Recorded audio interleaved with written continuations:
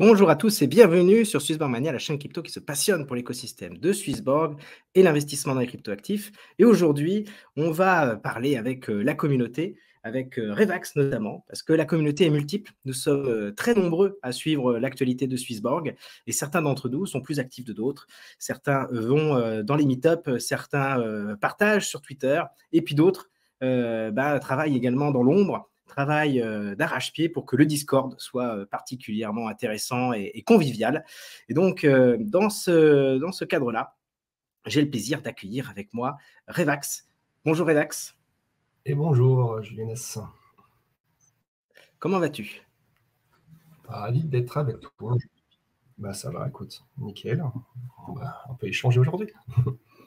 Voilà, ouais, on va échanger aujourd'hui. Ce qui est intéressant, c'est que Revax, tu suis l'actualité de Swissborg depuis très longtemps maintenant. Tu as rejoint l'équipe de modération du Discord, donc plutôt la partie française, mais de temps en temps, tu interviens quand même sur la partie anglaise aussi.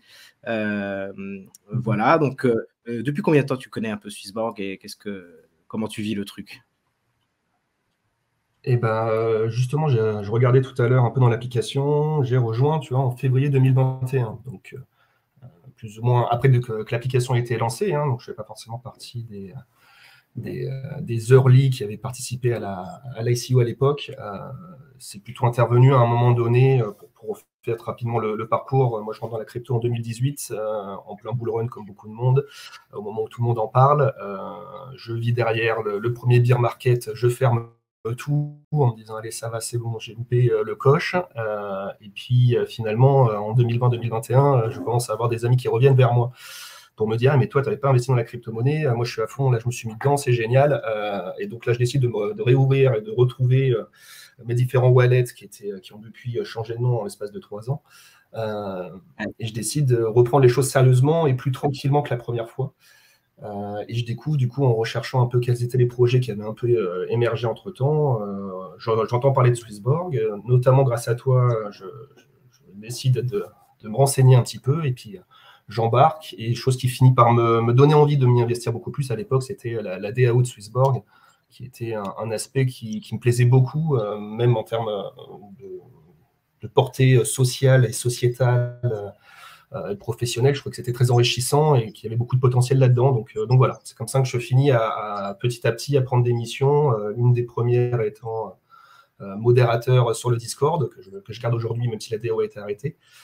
Et puis diverses autres actions au sein de la DAO qui m'ont permis d'avoir pas mal d'échanges avec beaucoup de monde et des choses forcément très enrichissantes qu'on essaye de faire perdurer, même si la structure n'existe plus en tant que telle. Il y a d'autres choses qui se préparent pour essayer de recréer du lien au sein de la communauté et d'avoir quelque chose qui pourrait s'en rapprocher. Donc voilà.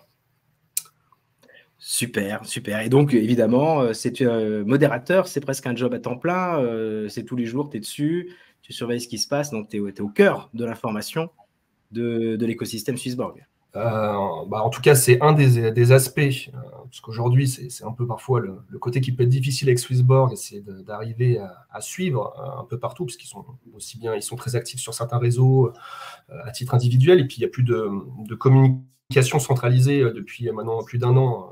Ils fonctionnent par système de silo où chaque chef de projet va avoir ses actions, ses inputs de communication avec le service marketing. Et donc la communauté va se scinder en différents aspects, mais aujourd'hui, en tout cas, dans les comment ça s'appelle, les réseaux forts, on va dire, et les points où la communauté se concentre, de mon point de vue, il y a vraiment Telegram d'un côté, le Discord, et puis X, anciennement Twitter, qui sont les 3 piliers aujourd'hui. Le Discord en étant un qui rassemble un petit peu tous les piliers, puisqu'aujourd'hui, aussi bien les modérateurs et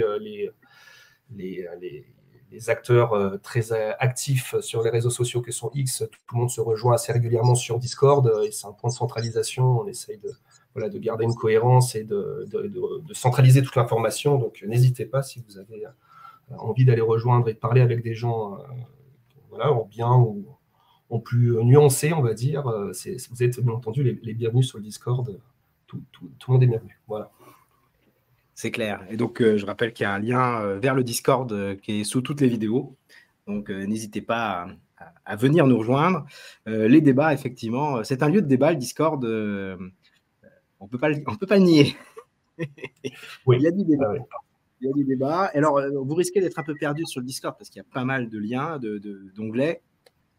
Moi, je recommande pour les francophones. Donc, c'est Écosystème Swissborg et Blabla qui sont les deux plus actifs. Et après, il y a Général Anglais aussi qui est pas mal, où il y a pas mal d'échanges qui se font. C'est les trois clés, hein, on va dire. Est-ce que tu en vois un autre?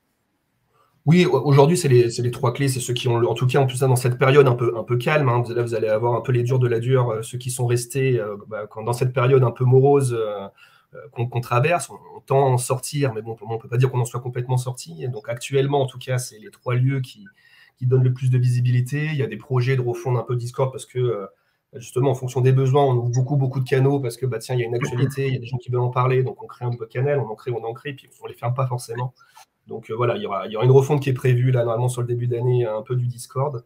Mais aujourd'hui, en tout cas, avec ces trois canaux-là, vous avez de quoi faire des choses bien. Après, vous verrez même, il y a un aspect aussi un peu présentiel aussi avec les meet-up, la partie rendez-vous physique qui essaie de s'organiser un petit peu sur le Discord aussi.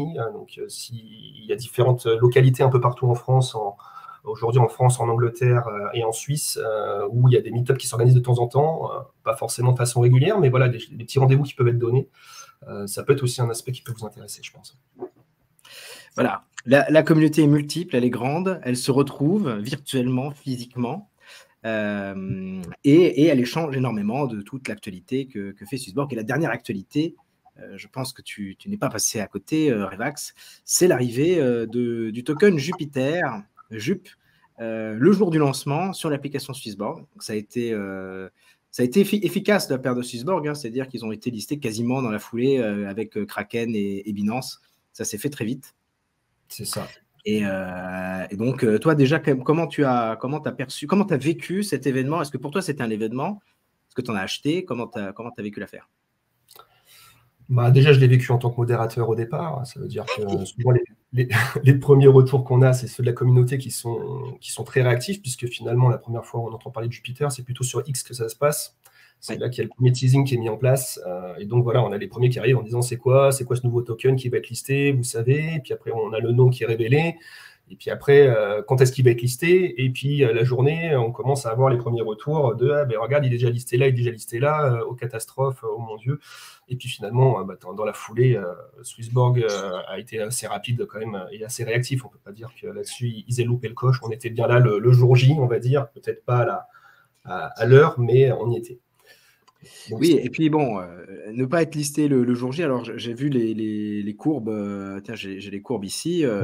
C'est pas forcément si mal que ça, parce qu'en fait, il a été lancé et quasiment, il était à son point haut quand il a été lancé. Depuis, la tendance a un petit peu abaissé. Donc presque, j'ai envie de dire, rentrer un peu après, c'est un mal pour un bien, quoi. C'est quelque chose qui a tendance à se préciser sur toutes les fois où Swissborg a fait des listings soit de petits tokens, soit comme ça le jour J. Il n'y en a pas eu beaucoup, mais en tout cas, ce sont même des petits tokens qui avaient peu de volume. On a souvent remarqué que les premiers jours, il y a toujours le FOMO de tout le monde qui se rue dessus en disant j'en veux, je veux en être. Et puis en fait, très rapidement, ça se stabilise dans le jour d'après avant de pouvoir potentiellement repartir à la hausse ou à la baisse. Mais en tout cas, voilà, le premier jour n'est rarement forcément la décision à chaud, n'est jamais forcément toujours la bonne, quoi.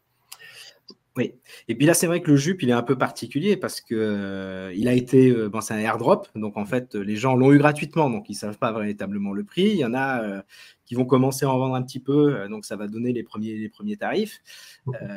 Et après, il y en a beaucoup qui entre guillemets, vont complètement dumper et ils ne reçoivent pas tous leurs jetons en même temps parce qu'il faut les claimer, il faut aller les récupérer. Donc, entre les gars qui sont hyper actifs et puis monsieur, madame qui a laissé ça un peu de côté, qui a eu droit à son airdrop et puis qui va le claim l'après-midi, le lendemain et qui se dit bon, allez, oh là là, ça vaut 60 centimes, allez hop, je bazarde. Donc, on a quand même une période d'adaptation naturel, hein, du prix. On découvre un prix d'un truc qui vaut déjà quand même, il y a 10 milliards de jetons, donc à 58 centimes, là on parle de quelque chose qui vaut 580 millions de dollars. Donc, c'est 2 fois le prix de Swissborg, un peu plus. Donc c'est gros, quoi. C'est quand même quelque chose qui vaut quelque chose aujourd'hui. Oui, et puis il y a quand même une grosse circulating supply, là, pour le moment, tout n'est pas encore en circulation, mais on sait quand même qu'il y a une bonne émission du token. Il y en a 10 milliards, je crois, sur celui-ci, de ce que j'ai vu. C'est ça, ouais. Il y a 10 milliards avec une grosse partie airdrop, c'est ça leur particularité. Voilà. Et d'après ce qu'on lit, il n'y a pas eu d'investisseurs de VC à l'intérieur. C'est la team, des partenaires contributeurs, je pense que ça va être des influenceurs peut-être, et des advisors. Et puis après, c'est le gros parti airdrop, quoi. C'est vrai que je pense que ça sera en plusieurs temps, d'ailleurs, c'est airdrop. Là, c'était la saison 1. Donc, il y aura d'autres opportunités là-dessus. Top. Alors, ce qui m'intéressait aussi, Revax, c'est d'avoir ton avis sur le Jup, parce qu'on voit que ces fonctionnalités sont d'une certaine façon un peu ce que fait Swissborg avec son Smart Engine, sauf que lui, il le fait sur l'écosystème Solana. Il est très focus sur Solana. Et maintenant qu'on a listé le jeton, et qu'on voit qu'a priori Nicolas Raymond est peut-être très intéressé par ces technologies, notamment Solana, et le fait qu'il y a la possibilité d'avoir des ordres limites sur Jupiter.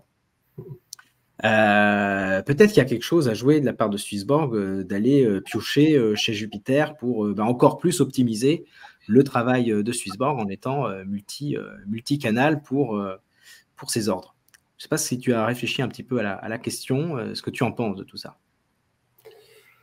Alors, c'est toujours un peu difficile avec Swissborg d'identifier quelles sont la nature finalement des partenariats, des collaborations, en fonction le wording chez Swissborg parfois il peut être un peu trompeur. Il a été un peu utilisé à tort et à travers par le passé aussi. Cependant, parce que là on le voit même sur l'article, quand on va en bas d'article, on voit bien qu'il parle d'une collaboration entre Swissborg et Jupiter, et voire même de l'impact positif de ce partenariat. Donc voilà, en tout cas, ils utilisent des mots qui sont forts. Maintenant, il faudra voir dans les faits comment ça va se transformer. Maintenant, si on regarde un petit peu l'histoire, et en tout cas ce sur quoi tend Swissborg, puisque depuis à peu près novembre de l'année dernière, on a eu les premières grosses annonces de volonté de nouer quelque chose de fort avec Solana. Ouais. On sait que voilà, Swissborg l'avait annoncé au moment du passage du CHSB au Borg, veut inscrire le token de l'écosystème dans la DeFi, et visiblement Solana aujourd'hui semble être un partenaire privilégié, et on le voit d'ailleurs puisque là justement avec ces tokens qui sont lancés, Swissborg et Day One, ou en tout cas très, très rapide sur listing des tokens forts de l'écosystème Solana. Et en plus de ça, après quand on se renseigne un petit peu en plus de ça sur le cœur de métier de Jupiter, on voit qu'il y a des synergies dans cette volonté de Swissborg de se transformer en MEX, donc de pouvoir faire le pont avec le Smart Engine, qui jusque-là, historiquement, allait puiser dans les principaux SEX, donc les principaux exchanges centralisés que tout le monde connaît. Jusque-là, donc voilà, on était un agrégateur finalement de SEX. Aujourd'hui, on sait qu'ils veulent tendre vers du DEX, donc des organismes décentralisés, et les premiers d'ailleurs qui ont été intégrés sont visiblement sur la blockchain Solana. Je sais pas d'ailleurs si toi de ton côté, tu as déjà eu des ordres qui ont été exécutés, qui sont passés par des DEX. Je sais pas. Oui. T'en as vu passer? J'ai eu quand tu achètes du Helium, par exemple, token. C'est systématique, c'est du Orca ou du Phoenix Trade. La route passe par ces exchanges-là. Ouais. Donc ça le fait. Après, sur les gros... Orca, je n'ai pas vu, je crois, encore. Attends, si, Orca et Phoenix Trade. Ouais, c'est ça. Ouais. C'était les deux qui avaient été annoncés là en novembre. Ouais. Et je pense que Jito, c'est pas impossible aussi que du Jito passe par là. Mais ouais. Et peut-être le Bonk, mais j'avoue, j'ai acheté qu'une fois du Bonk, et je crois que Bonk, il est peut-être listé plus facilement sur des SEX que notre Helium. Helium, à l'époque, c'était quand même très difficile à trouver ailleurs. Ouais. Historiquement, si on regarde un peu, pour ceux qui ne connaissent pas trop, en tout cas moi, comment je perçois les choses aujourd'hui, j'ai l'impression que les DEX, donc les échanges décentralisés, sont souvent très bons pour tout ce qui va être early, c'est-à-dire la première fois qu'on va voir un token et qu'on va pouvoir lui donner une valeur d'échange, bien souvent ça va être sur des DEX. C'est le premier endroit où on peut commencer un peu à en échanger. Après, les échanges centralisés, parce que c'est pas très joli, mais les échanges centralisés, eux, quand ils l'intègrent, vont tout de suite intégrer avec des proportions de volume beaucoup plus importants. Et finalement, au niveau des prix, bien souvent, ils sont plus intéressants que les organismes décentralisés qui vont avoir des prix, vu que les prix ne sont pas forcément, et on le connaît, c'est un peu la problématique aujourd'hui du marché, le prix n'est pas forcément le même par là où on passe. Chacun a son order book, et même s'il y a un prix moyen à peu près, aujourd'hui en tout cas, il n'est pas identique d'un exchange à l'autre. C'est d'ailleurs là-dessus que joue beaucoup le Smart Engine, entre autres, surtout sur les petits volumes. Donc voilà, donc on sait que ça a tendance à fonctionner comme ça, donc c'est pas étonnant finalement que malgré le fait qu'on ait intégré ça aujourd'hui, on ait mis un premier pied d'intégrer le Smart Engine avec des échanges décentralisés. C'est assez logique qu'il y ait moins d'ordres qui soient exécutés dessus, puisque l'objectif du Smart Engine est toujours de nous faire prendre la route la plus intéressante pour avoir le plus de tokens en fin de transaction, si on en achète, et inversement si on en vend. Par contre, si on regarde Jupiter, justement, pour revenir un peu au sujet, on voit que par rapport au cœur de métier, en tout cas de ce que propose et ce que veut faire Jupiter, justement d'agréger un peu cette partie DeFi sur la blockchain Solana, en tout cas, on se dit que là, il y a un véritable potentiel si demain le Smart Engine, en plus d'aller dans son écosystème à lui, va aller puiser aussi directement avec l'écosystème de Juniper. Là, ça crée vraiment un nombre de routes qui devient complètement démentiel, et donc aussi des possibilités potentielles de listing aussi qui seront tout autres derrière, et de réactivité de Swissborg, d'autant plus qui sera d'autant plus apte à pouvoir aller beaucoup plus rapidement sur des nouveaux tokens ou des tokens un peu de niche. C'est intéressant. Ouais, c'est très intéressant, et on voit, on le note sur les gens qui pratiquent régulièrement la DeFi, toute cette multiplicité de DEX qu'on a eu sur Ethereum avec PancakeSwap, Uni, Kyber et compagnie. On a eu besoin à un moment donné de passer par des agrégateurs parce que la liquidité est tellement fractionnée qu'en fait, quand on passe un ordre, finalement, c'est vraiment beaucoup plus pertinent de le splitter et de le faire comme avec Paraswap, par exemple, où on split notre ordre et puis ça arrive au bout. Et ce que fait Jup, c'est exactement ça. Sauf qu'eux, ils sont sur Solana, donc les frais sont vraiment réduits. Et en plus, ils ont une technologie, parce qu'avec sur Solana, on peut avoir des ordres limites. Donc, tu me vois venir. Si effectivement, on commence à, nous, être une espèce d'agrégateur supra-multi-chain, puisqu'on utilise Jupiter, on utilise Orca, Phoenix directement.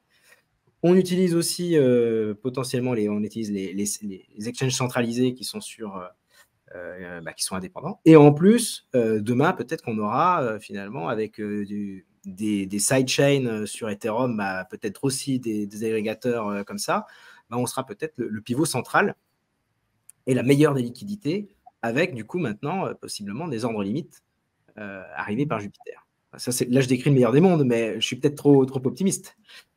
Non, moi, Pierre, il y a un point surtout sur lequel je suis quand même assez curieux aujourd'hui de voir comment Swissborg arrive à mettre tout ça en place, qui est la partie réglementaire, puisqu'on sait que c'est un point qui est très important pour Swissborg, et qu'on sait que tout ce qui est décentralisé, réglementairement parlant, c'est pas ce qu'aiment trop les régulateurs. Oui. Et on sait que Swissborg est plutôt jusque-là, a toujours été assez précautionneux dans son approche du marché, pas forcément à foncer dans le dernier truc à la mode qui explose, que tous les concurrents prennent, même s'il y a des fois on leur a beaucoup critiqué et on s'est beaucoup plaint de dire mais pourquoi vous jouez pas ceci, mais pourquoi on a ça chez les autres, on n'a pas ça chez vous. Donc on peut faire confiance en tout cas sur ça, sur Swissborg, sur leur côté très précautionneux, prendre son temps, faire les choses bien. Et donc aujourd'hui, s'ils se lancent là-dedans, avec leur volonté aussi de l'autre côté de toujours aller plus vers de la régulation, d'être vraiment dans les carcans des différents régulateurs, ça devient très intéressant de se dire aussi que ça vient créer une porte vers la DeFi, vers les échanges décentralisés, notamment via les entrées fiat qu'on a. Ça, c'est aussi le gros avantage aujourd'hui des DEX. C'est quand même le côté fiat qui a quand même tendance et qui est quand même beaucoup plus rare dès qu'on parle sur les échanges centralisés, versus les décentralisés, où les échanges décentralisés ont très rarement la la passerelle fiat. Et pourtant, au bout d'un moment, il y a peu de monde encore qui peut se vanter d'être payé en crypto et donc de pouvoir directement s'amuser sans le passage et sans le concours d'exchange centralisé. Donc voilà, donc, comme tu disais, cet esprit, en tout cas, et s'ils arrivent à aller jusqu'à ce bout-là, et si c'est bien ce qui se cache derrière ces mots-là, en sachant, après, pour leur défense, on sait très bien que Swissborg a toujours, jusque-là, voulu une volonté d'avoir une communication très, très réactive et toujours parfois communiquer même à l'époque un peu trop avec des soons, alors qu'ils ne savaient pas exactement quand est-ce que ça allait pouvoir démarcher, et ça leur a joué des tours parce que ça va très vite dans ce marché. Mais en tout cas, depuis novembre, on peut remarquer vraiment que voilà, aujourd'hui, ce qu'ils font avec Solana, c'est toujours dans une continuité et ça n'a pas été un one-shot, un article en novembre en disant Pump it up, on met des échanges décentralisés dans le Smart Engine et puis jusque-là, plus de nouvelles. On voit voilà, qu'il y a une progression et comme tu disais, en plus de ça, par rapport à ce que souhaite faire Swissborg et la volonté de ce qu'ils nous ont expliqué par rapport au 7 layer et ainsi de suite, il y aurait tout à fait du sens à ce que très rapidement on voit Juniper s'intégrer. Ouais, c'est clair. C'est clair, c'est clair. Il y a beaucoup de promesses. Enfin, on s'invente des promesses là parce qu'ils n'ont pas vraiment fait les promesses. On essaye d'anticiper les choses par rapport à ce qu'on connaît. Il va falloir qu'on refasse un point, Revax, dans les semaines qui viennent avec les actualités pour voir si on a deviné juste. C'est ça. Et moi, je glisse comme ça quand même au milieu de tout ça. Mon avis, c'est que sur le point que tu as soulevé du KYC et de la conformité et tout ça par rapport à l'expérience on-chain, quand on arrive avec de l'argent qui est propre et qu'on veut pouvoir revenir derrière, effectivement, ça sera un point clé. Et mon petit doigt me dit, compte tenu des événements qu'on a eus la semaine dernière avec l'intervention de Galactica Network, que c'est la piste, une des pistes en tout cas qui est envisagée chez Swissborg avec cette identité digitale dont on sera propriétaire et dont on aura la possibilité de prouver sans avoir à tout dévoiler. Donc je pense que c'est un des chantiers de 2024 qu'on nous a laissé entrevoir. Ouais. On pourra en discuter si tu as envie sur ce sujet-là. Je pense que c'est un vrai sujet, en effet. L'identité, voilà. Dès qu'on parle data et surtout data privée, aujourd'hui, c'est un véritable sujet qui, d'autant plus, là, je pense que peut être aussi virulent, aussi dur à appréhender que celui de la finance. Et là, il y a un véritable sujet, il y a des véritables enjeux. Il y en a beaucoup qui prennent ce sujet-là parce qu'on sait que c'est un sujet qui va se mettre et que même les régulateurs vont pas avoir le choix, parce que encore une fois, ce qui est décentralisé existe et il est très difficile de l'arrêter. C'est plus ou moins des machines autonomes où on le voit bien avec le Bitcoin, par exemple, même le créateur, il n'est plus là. Les mécaniques ont été faites pour qu'un régulateur puisse pas juste légiférer. Il peut légiférer s'il veut, mais le réseau existera toujours. Et on se dit qu'aujourd'hui, la DeFi, elle est en place et que la question, en effet, parce que c'est ce que va vouloir quand même le gouvernement, les régulateurs, c'est de pouvoir identifier les gens, parce que c'est du pseudonymat, mais c'est pas d'anonymat. Et le meilleur moyen d'avoir du pseudonymat, c'est au bout d'un moment d'intégrer cette notion d'avoir des partenaires de confiance qui pourront, à un moment donné, faire le lien si jamais il y a des abus ou des choses qui sont faites, et ça va se jouer. Là, il y a un gros marché potentiel qui est attendu par les régulateurs et sur lesquels ils vont être obligés de s'appuyer, à mon sens. Il y aurait un vrai débat là-dessus, parce que ça méritera une autre session. Parce que sinon, on va déborder sur le timing qu'on s'était donné. En tout cas, merci beaucoup, Revax, d'être venu nous présenter ton rôle auprès de la modération et puis partager un petit peu ta vision sur Jupiter, le listing, l'ouverture que ça peut nous apporter et puis toutes les interrogations qui restent encore dans nos têtes sur ce qui va être réellement mis en œuvre. Sachant qu'effectivement, la promesse, c'est 3 lignes dans un article. Donc, vous voyez à quel point on lit finalement entre les lignes et on se projette. Voilà, donc restons les pieds sur terre, partons pas tout de suite pour Jupiter. Oui, non, c'est clair, là, on est d'accord. Voilà. Merci beaucoup, Revax. À très bientôt. Et puis, on se retrouve sur le Discord. Avec grand plaisir. À plus. Ciao, ciao.